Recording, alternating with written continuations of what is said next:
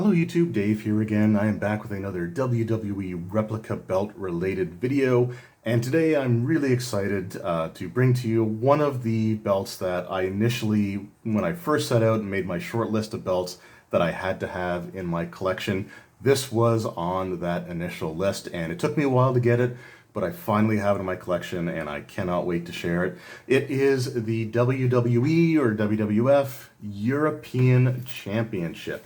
So let's just take a look at this in all of its beauty. We're going to go over the history a little bit first, then we'll do an overview of the belt, and I'll just share some of my own personal thoughts on the title at the end of the video. There is a reason why you can see just a little bit of the oval Intercontinental title belt as well.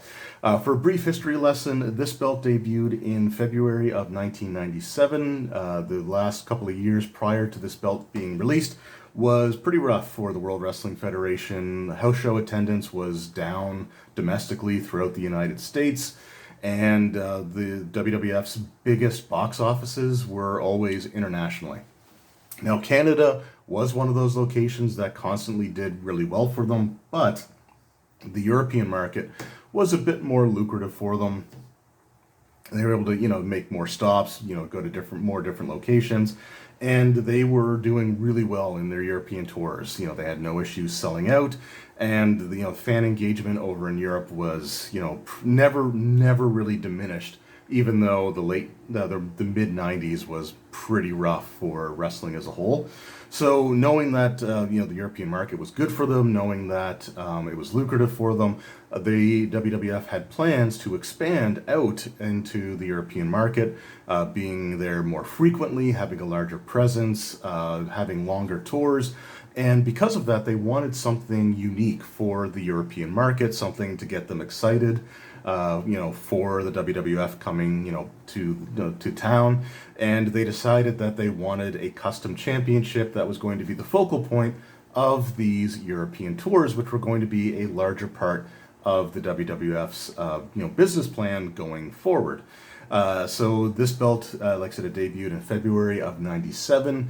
The tournament for it took place exclusively during a European tour.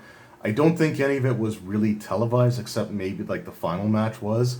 And I'm not sure if the tournament actually happened as a tournament or if they just made up the brackets for television purposes afterwards. But the match where this belt was first awarded was in Germany, with the British Bulldog beating Owen Hart, and probably the British Bulldog's second biggest moment in his pro wrestling career. The first being winning the IC title in Wembley Stadium in '92, and this one was, I think, right up there with that as well. The British Bulldog was one of the longest reigning, if not the longest reigning, European champion.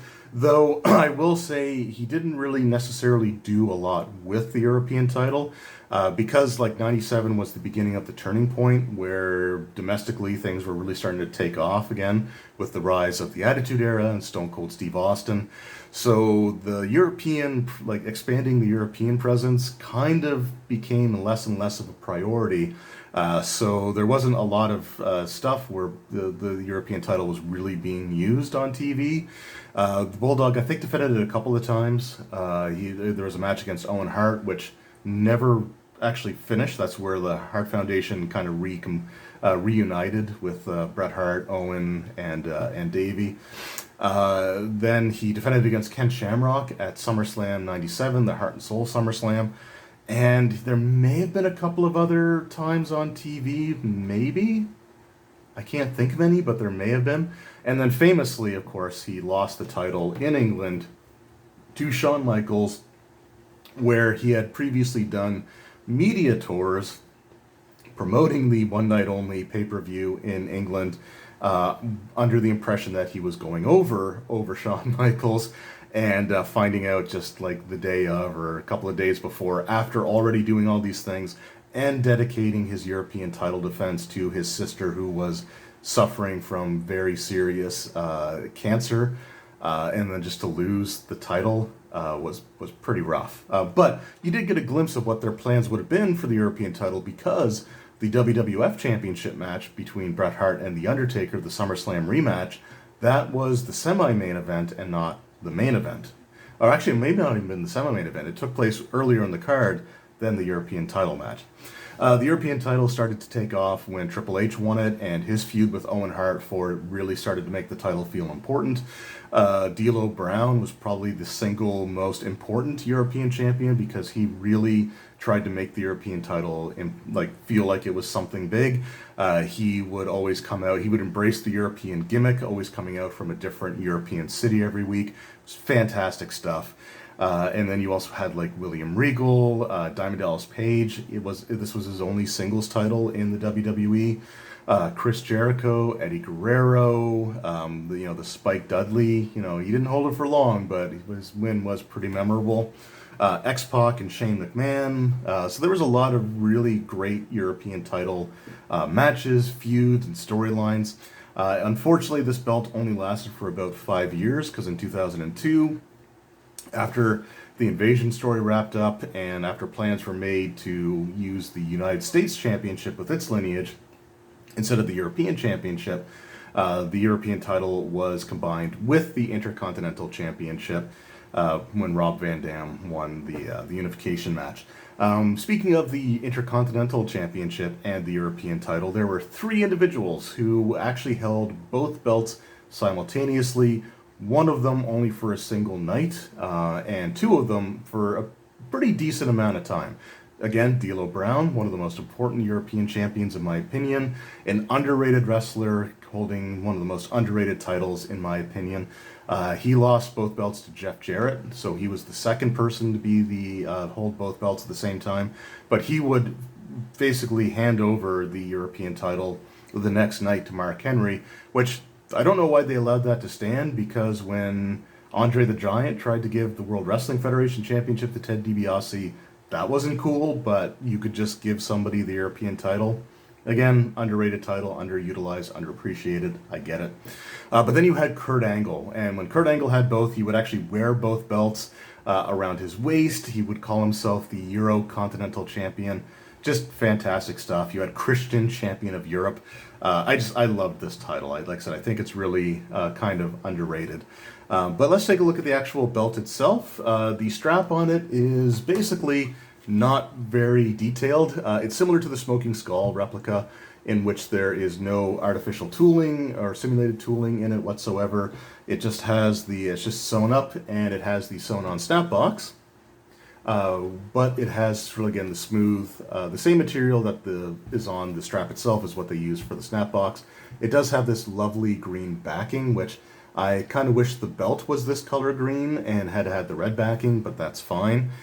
This replica is loosely based off of the 97 debut version of the title, which I'll sort of point out the reasons for that here in a moment. The outer side plate just features a blue globe with the WWF or WWE logo in this case on what looks like a shield with a sunburst pattern going around it. The inner side plate features the WWE or WWF logo up top here on the red background with a pair of wrestlers grappling. One seems to be holding the other in a bear hug. And again, you have sort of like this sunburst pattern coming out from behind them.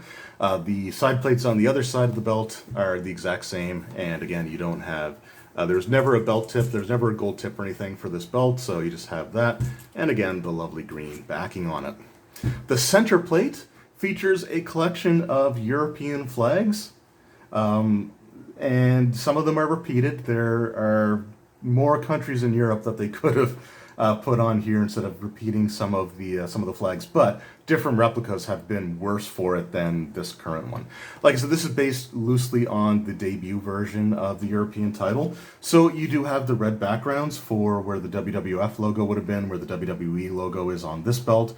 You've got the all gold logos, which again is what the original belt had, except it was the block logo instead of the scratch logo.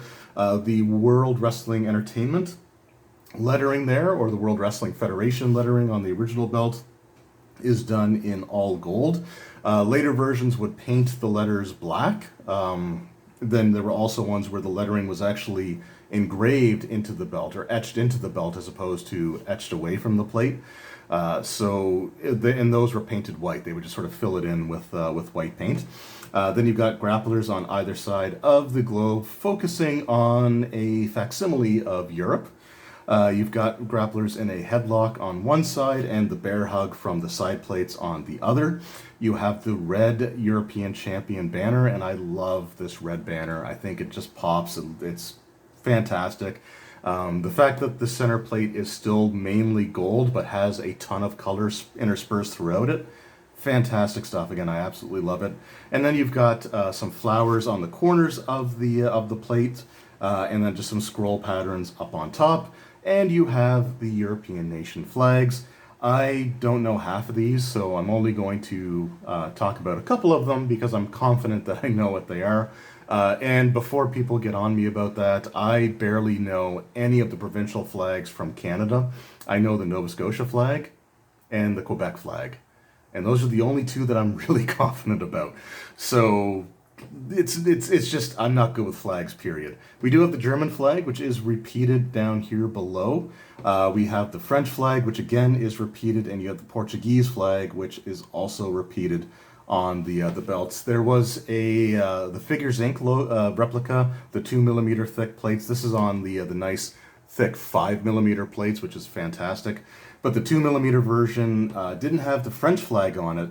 It had the Italian flag, and it had it 3 times. So this version, that version I should say, it had the white lettering. I think it had the black background for where the WWE logo was, but it had the Italian flag here, so this was green instead of blue, here, which was green instead of blue, and here, which was red instead of orange. So instead of the Irish flag, they have they had Italian flag, Italian flag, Italian flag. I think the real belt actually had the Irish flag, Italian and French, or French and Italian, but they didn't duplicate as many flags as the current replica does, but it's fine. They still look nice, and I don't mind them being duplicated down here as much, because like if they would have had like the same one like across from each other or up here where they're much larger and a little more prominent, that might have been bad. But down here it's just European nations, and these are probably some of the locations that they would frequent more often, especially like in the United Kingdom, France, again Germany and Ireland. So yeah, just again, a really fantastic belt. One of my favorite designs of all time and a really underrated title. So let me know in the comments below, what were your thoughts on the European Championship? What are some of your favorite memories revolving around the European Championship? Some of your favorite matches or storylines? For me, the Owen Hart Triple H storyline, the Blackheart Owen Hart from late '97 through until mid '98 was one of my favorite European title stories. But I will say one of my favorite just sheer moments would have to be when Spike Dudley beat William Regal using the power of the punch on Monday Night Raw. So again, a really underrated title with a fantastic design. With NXT Europe being a thing coming out soon, I would love to see them bring back some version of the European title. It'll probably have the shape of the current network logo titles, but if they had like the center plate actually referencing this belt, I would absolutely love that. And with Triple H being one of the people in charge now, Triple H Stephanie, I know Triple H is a huge belt mark, so I would love to see his influence with some redesigned titles, but that's a story for another time. Anyway, thank you guys very much for watching. I hope you enjoyed, and I will see you all next time. Until then, take care.